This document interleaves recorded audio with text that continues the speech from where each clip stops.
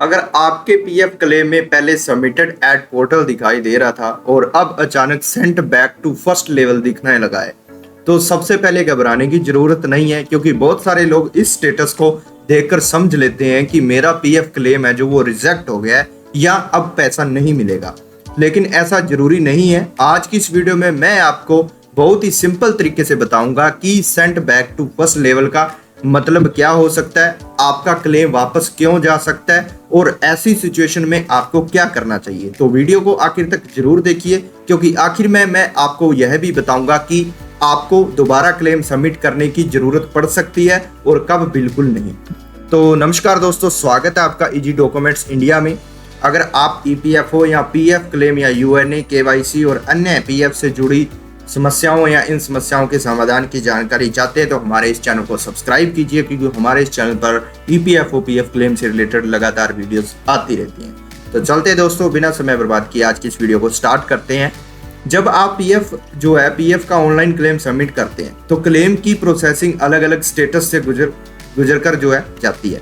आपको पोर्टल पर अलग अलग स्टेटस दिखाई दे सकते हैं, लेकिन अगर आपके क्लेम में सबमिटेड एट पोर्टल के बाद sent back to first level दिखाई दे रहा है, तो इसका मतलब यह समझना सही नहीं होगा कि आपका क्लेम है जो वो फेल्ड या फाइनल रूप से वो रिजेक्ट हो गया है। यह एक तरह का इंडिकेशन है कि क्लेम जो है आगे की प्रोसेसिंग में जाने के बजाय पहले वाले प्रोसेसिंग लेवल पर वापस गया है। अब सबसे इंपॉर्टेंट सवाल आता है, ऐसा क्यों हुआ है? इसके कई कारण हो सकते हैं, जैसे क्लेम में किसी डिटेल की वेरिफिकेशन की जरूरत होना, मेंबर की इंफॉर्मेशन और अवेलेबल जो भी रिकॉर्ड्स में कोई इशू होना, केवाईसी या सर्विस रिलेटेड इंफॉर्मेशन है जो उनमें प्रॉब्लम होना, या प्रोसेसिंग के दौरान किसी एडिशनल वेरिफिकेशन की जरूरत पड़ना।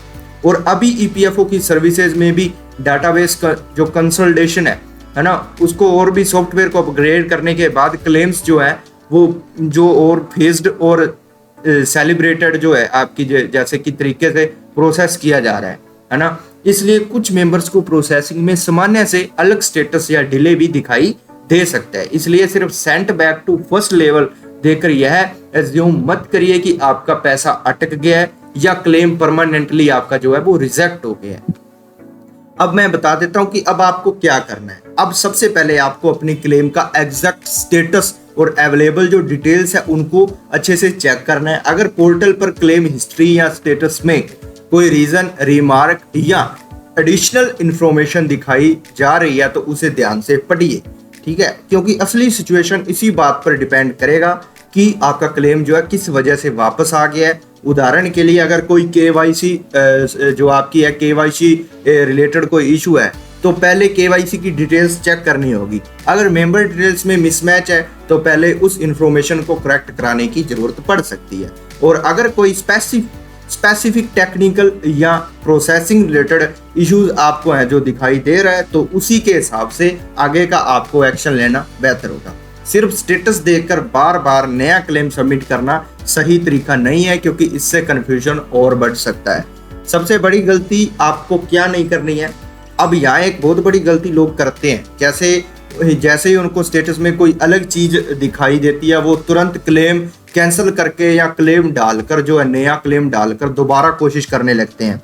मैं आपको यही सलाह दूंगा कि पहले आप एग्जिस्टिंग क्लेम का स्टेटस और जो है रीजन समझिए, क्योंकि ईपीएफओ की ऑफिशियल इंफॉर्मेशन के अनुसार क्लेम प्रोसेसिंग में वेरिफिकेशन और वैलिडेशन चेक्स होते हैं और करंट सिस्टम अपग्रेड के बाद प्रोसेसिंग फेज मैनर में भी की जा रही है। इसलिए थोड़ा आप पेशेंस रखना भी जरूरी है, ठीक है। अब सवाल आता है कि आखिर कितने समय तक आपको वेट करना है। इसका कोई एक फिक्स्ड आंसर हर एक क्लेम के लिए नहीं दिया जा सकता, क्योंकि क्लेम का टाइप, वेरिफिकेशन और इंडिविजुअल जो केस अलग हो सकता है। लेकिन अगर आपका क्लेम काफी समय से आगे नहीं बढ़ रहा है तो आपका कोई क्लियर रीजन आपको नहीं दिखाई दे रहा है या बार बार इसी का इशू दिखाई आपको दे रहा है, ठीक है, तब आपको ईपीएफओ के ऑफिशियल ग्रीवेंस या सपोर्ट चैनल्स के जरिए मामला उठाने पर आपको विचार करना चाहिए। ईपीएफओ अपनी वेबसाइट पर क्लेम स्टेटस चेक करने की सुविधा भी आपको देता है।